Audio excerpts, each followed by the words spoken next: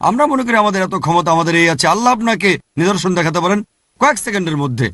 আপনার সব ক্ষমতা, সব টেকনোলজি কোনো কাজে আসবে না। এই সবগুলো আল্লাহ সুবহানাহু ওয়া তাআলার নিদর্শন। আল্লাহ পবিত্র কোরআনে বলেছেন সূরা ফুসিলাত অধ্যায় নম্বর 41 আয়াত নম্বর 53, सनूरिहिम आयातिना फिल आफाकी व फी अनफुसिहिम हत्ता यतबय्यना अन्नहु हक। আমি তাদেরকে আমার নিদর্শনাবলী দেখাবো পৃথিবীর বিস্তীর্ণ দিগন্তে এবং তাদের হৃদয়ে, যতক্ষণ না তাদের কাছে পরিষ্কার হয় যে এটাই সত্য। আল্লাহ তার নিদর্শন দেখাচ্ছেন, হোক সেটা নক্ষত্র, চাঁদ, অথবা হোক সুনামি, অথবা হোক ক্যাটরিনা, এটাই নিদর্শন। এই সুনামির কথা কে ভেবেছিল?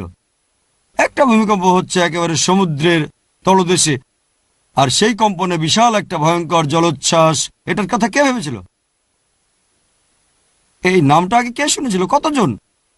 1%-এরও কম সুনামি শব্দটা জানতো, আমিও জানতাম না। এখন বেশিরভাগ মানুষই জানে। এটা আল্লাহর নিদর্শন। এগুলো আল্লাহর নিদর্শন, আর এই জীবন পরকালের জন্য পরীক্ষা।